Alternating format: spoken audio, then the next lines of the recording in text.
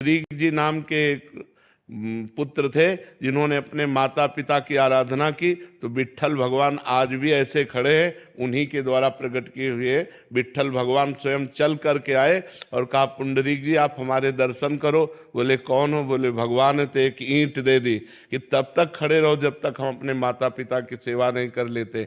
फिर लौट करके दर्शन के, तो ईंट पर खड़े होने के कारण इट्ठल, प्यार से उनको आज विट्ठल कहते हैं, महाराष्ट्र में विराजमान है।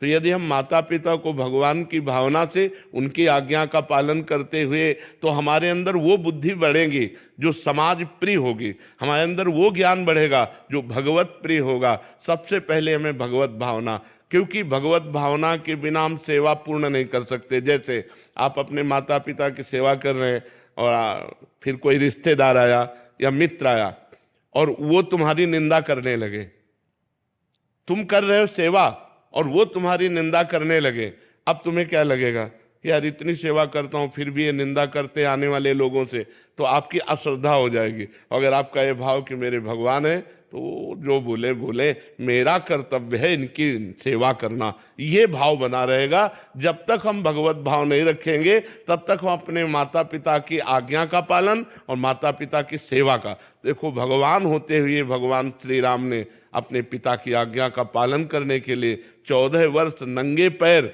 वनवास किया, बड़ा कष्ट सहा, लेकिन कभी किसी ग्राम नगर में नहीं गए।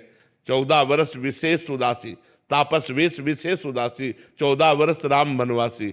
भगवान ने अपने पिता की आज्ञा पालन, तो ऐसी आज्ञा का यदि हम पालन करें, हम उनकी आज्ञा पर विचार न करें, मात पिता प्रभु गुरु के वाणी बिनहि विचार करी शुभ जाने, तो हमारा परम मंगल होगा और हमारी बुद्धि में ऐसा विकास होगा जिससे समाज सेवा भी बनेगी, परोपकार भी बनेगा। और वैसे हम सबसे प्रार्थना करते, जहाँ तक हमारी बात सबके कानों में पहुँचे, कलयुग चल रहा है, लोग माता पिता का अपमान कर रहे हैं, ये बहुत बड़ी हानि की बात है। कभी वो सुखी नहीं रह सकते जो अपने माता पिता का अपमान करते हैं, बूढ़े माता पिता को घर से निकाल देते हैं या वृद्धाश्रम या अनाथाश्रम भेजाते हैं। उस दिन की याद करो जब तुम गोद में हगते मूतते थे, उस समय यदि वो तुम्हें अनाथालय भेज जाते तो उन्होंने तुम्हें गले लगाकर पाला, और आज जब तुम्हारा अवसर आया सेवा का तो उन्हें अनाथालय या वृद्धाश्रम या अन्य जगह, ऐसा नहीं है, ऐसा नहीं करना चाहिए। वृद्ध माता पिता को भोजन और सामग्री से ज्यादा प्रिय होता है अपने पुत्र का प्यार पाना। वो पैसे से नहीं दिया जा सकता, वो स्वयं से दिया जा सकता है। इसलिए अपने माता पिता को भगवत भाव से आराधना करें। ये जो आजकल नए बच्चे अपने माता पिता को मारते हैं, पीटते हैं, गाली देते हैं, घर द्वार से बाहर कर देते हैं, इनकी बड़ी दुर्गति होगी। अभी अगर जिसके माता पिता जिंदा हो, अभी अपना काम बना लो, अपने माता पिता को भगवान की तरह आराधना करो, तो भगवान तुम पर प्रसन्न हो जाएंगे। विशाल कुमार पुरोहित जी। राधे राधे। राधे राधे महाराज जी। महाराज जी, क्या मेरी तड़प ही गुरु को खींच लाएगी या मुझे कोई विशेष नियम अपनाना पड़ेगा? क्या किसी संत के आकर्षण जो महसूस होता है तो ये संकेत है? नाम जप, संत का आकर्षण मतलब भगवान की कृपा। अब मुझ भा भरोस हनुमंता, बिनु हरि कृपा मिले नहीं संता। पर इसका लाभ तभी ले सकते हो जब नाम जप करोगे, खूब नाम जप करोगे तो संत भगवंत एक ही हैं, भक्ति भक्त भगवंत गुरु चतुर नाम बपु एक। ये चार कहने को अलग अलग हैं लेकिन एक ही है। जब नाम जप करोगे तो गुरु कृपा हो जाएगी, संत कृपा हो जाएगी, भगवंत कृपा, सब। नाम जप करो, खूब डट के नाम जप करो। जिस पर भगवान की कृपा हो जाती है उस पर सब पर कृपा, सबकी कृपा हो जाती है। जामवंत कहा सुनु रघुराया, जा पर नाथ करहु तुम दाया। ताहि सदा शुभ कुशल निरंतर, सुर नर मुनि प्रसन्नता ऊपर। सोई विजयी विनयी गुण सागर, तासु सुजस त्रैलोक उजागर। जा पर नाथ करो तुम दाया। हे हरि, हे रघुनाथ जी, जिस पर आप कृपा करते तो सुर नर मुनि प्रसन्नता ऊपर, सब उस पर प्रसन्न हो जाते। सोई विजयी विनयी गुण सागर, वो विजयी हो। बिना भजन के कुछ नहीं, कुछ भी कर लो, भजन नहीं है तो कुछ नहीं, केवल ज्ञान बघारते रहो। भजन से ही स्थिति आती है। शास्त्र स्वाध्याय, सत्संग, ये सब भजन में लगाते हैं। अगर भजन ना हो तो ये सब केवल बाहरी बातें हो जाएंगी। पढ़कर दूसरे को सुना दिया, सुनकर दूसरे को सुना दिया, लेकिन हृदय शांति या निर्विकारता को प्राप्त नहीं होगा। वो भजन से होगा। खूब भजन करो। कृष्णा जी। राधे राधे महाराज जी। महाराज जी, साधु संतों से सुना है कि जन्म जन्म साधना के बाद भी भगवान को पाना बहुत कठिन है, किंतु मैंने आपकी वाणी से सुना है कि नहीं, गुरु आज्ञा पे चलने पे ऐसी बात नहीं है। आपकी चाल कैसी है? बस एक आदमी हल जोत रहा था, तो एक आदमी यात्रा कर रहा था, तो उसे स्टेशन जाना था। तो स्टेशन वहां से 15 किलोमीटर दूर होगा। तो पूछा, भाई स्टेशन कितनी दूर है? 15 किलोमीटर दूर है। तो उनका कितनी देर में पहुंच जाएंगे? वो चुप रहा। कितनी देर में पहुंच जाएंगे? वो चुप रहा।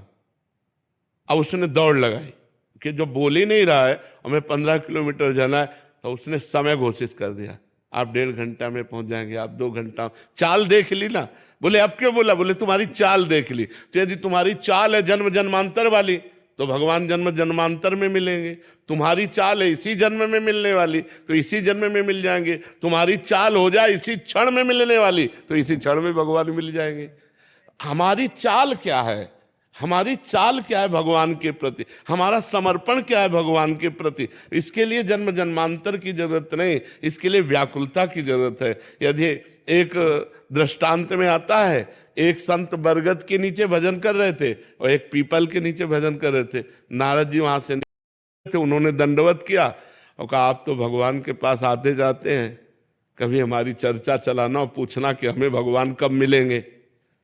ठीक ऐसा ही प्रश्न पीपल के वृक्ष वाले ने भी किया कि आप भगवान के दर्शन करते हैं, तो हमें भगवान के दर्शन कब होंगे? तो नारद जी ने जाके भगवान से पूछा, तो कहा, बरगद के वृक्ष वाले के नीचे जो संत भजन कर रहे हैं उनको इसी जन्म में मिलेंगे, और पीपल के वृक्ष के नीचे जो भजन कर रहे हैं उनका भजन ऐसा है कि जितने पीपल के पत्ते हैं उतनी बार उनको जन्म लेना पड़ेगा, तब हमारा दर्शन होगा। नारद जी आके बोले, तो बरगद वृक्ष वाले को बोले कि भगवान ने कहा इसी जन्म में दर्शन होगा। वो बड़े आनंदित हो गए। अब वो ये सुनने के लिए आए कि पीपल के वृक्ष वाले के संत को क्या कहते। तो उनका, भाई आपके लिए तो भगवान ने कहा है कि जितने पीपल के पत्ते इतनी बार जन्म लेंगे तब आपको दर्शन होंगे। उनका, भगवान हमको जानते हैं, भगवान हमको जानते हैं, भगवान के हम मैं चिंतन में हूं। हे भगवान, ऐसा अर्थ भाव, चिल्ला चिल्ला के रोने लगे कि अभी तक तो मुझे पता ही नहीं था कि भगवान जानते, मेरे भगवान जानते। और इतना रोने लगे कि भगवान उसी क्षण प्रकट हो गए और भगवान गले लगा लिया। अब नारद जी ने कहा, भगवान आपने तो हमको झूठा कर दिया। आपने कहा था कि जितने पीपल के पत्ते इतना जन्म लेगा तब। बोले जैसी साधना कर रहा था तो ये व्याकुलता आने के लिए उसको इतने जन्म लगते, लेकिन वो भाव में डूबकर इतना व्याकुल हो गया कि जो इतने जन्मों में भजन पूरा होने वाला था वो अभी पूरा हो गया। तो हमारी चाल क्या है? भगवत प्राप्ति में विलंब नहीं है, हमारी चाल में, हमारी व्याकुलता में, हमारी लालसा में हम भगवान को कितना प्यार करते हैं, भगवान के लिए कितना तड़पते हैं, बस ये खास बात है। शैली जी पंजाब से। राधे राधे महाराज जी। राधे राधे महाराज जी। जहाँ से महाराज जी जब लौट के जाती हूँ तो मन बहुत विचलित हो जाता है, वृंदावन की पल पल याद आती है। एकांत में नाम जपने बैठती हूँ तो यहीं की कुंज गलियां, आपके दर्शन, श्री जी का महल, बिहारी जी के दर्शन, परिक्रमा, अहो भाग्य है, धन्य भाग्य है। वृंदावन को चिंतवन यह दीप उर्बार, कोटि जन्म के अगतमय काट करे उजियार। जो वृंदावन की गलियों का, बिहारी जी का, वृंदावन का, यमुना जी का, संतों का चिंतन करता है, करोड़ों जन्मों के पाप नष्ट होकर उसके हृदय में प्रेम प्रकाशित हो जाता है। ये तो बहुत अच्छी बात है। वृंदावन में रहकर दिल्ली कलकत्ता का चिंतन हो तो दुर्भाग्य है, और दिल्ली कलकत्ता में रहकर वृंदावन का चिंतन हो तो सौभाग्य है। बड़ा सौभाग्य है कि आप बाहर रह करके भी प्रिया प्रीतम की इस राजधानी का चिंतन करते, परम धाम वृंदावन का चिंतन करते, ये सौभाग्य है। राधे राधे महाराज जी। महाराज जी, आप कह रहे हैं कि आपने सेना में जाने की इच्छा थी, गए, फिर शराब की आदत लग गई, फिर 2 साल में नौकरी छोड़ दी,